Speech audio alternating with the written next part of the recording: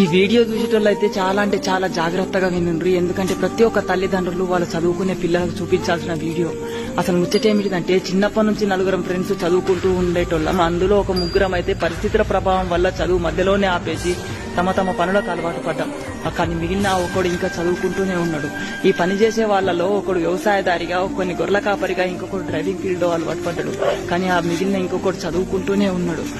ఈ పని చేసే వాళ్ళలో వ్యవసాయదారి 5 ఎకరాల నుంచి 10 ఎకరాలు చేయడం మొదలు పెట్టిండు. గొర్రెల కాపరిని 50 నుంచి 100 గొర్రెలు కాయడం మొదలు పెట్టినాడు. చిన్న డ్రైవింగ్ ఫీల్డ్ నుంచి పెద్ద డ్రైవింగ్ ఫీల్డ్ కి ఇంకొకటి వెళ్ళిండు. కానీ ఆ మిగిలిన ఒకడు ఇంకా చదువుకుంటూనే ఉన్నాడు. మరి అంత మంచిగానే ఉంది కదా, ఇంకేమైందని అనుకుంటున్నాడు కదా. అసలు ఇక్కడనే మొదలైంది.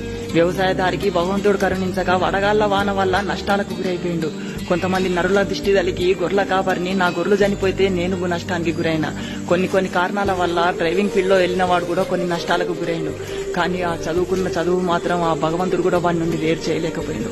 ఇదంతా ముచ్చట మీకు ఎందుకోసం చెప్తున్నా అంటే, వాడు ఇప్పుడు చదువుకున్నందుకు వాడు ఏసీలో పనిచేస్తుంటే మేమందరం మళ్ళా మొదటి నుండి ఎర్రటి ఎండలో పనిచేస్తున్నాం. చదువుకోండి తమ్ముడు, చదువు చాలా విలువైనది. ఎందుకోసం అంటే మనం చేసిన కష్టాన్ని మన చేతికి అందనీయకుండా నరుడైనా చేయగలుగుతాడేమో, కానీ మనం చదువుకున్న చదువును దూరం చేయడానికి ఇంకా భగవంతుడు కూడా పుట్టలేడు. చదువుకున్నన్ని రోజులు ఇవన్నీ తిప్పలు మాకెందుకు అని చెప్పేసి అని అనుకుంటుండొచ్చు. కానీ చదువు మానేసి పని చేసేటప్పుడు అనిపిస్తుంది, అయ్యో చదువుకున్నా కూడా బాగుండునేమో కదా అని చెప్పేసి. కానీ ఆ తర్వాత చదువుకుందామన్నా కూడా మనకు వయసు ఉండదు. అది ఎప్పుడు చేయాల్సిన పని అప్పుడే ఉంటది. కొంచెం ఆలోచిస్తారని చెప్పేసి అయితే అనుకుంటున్నా.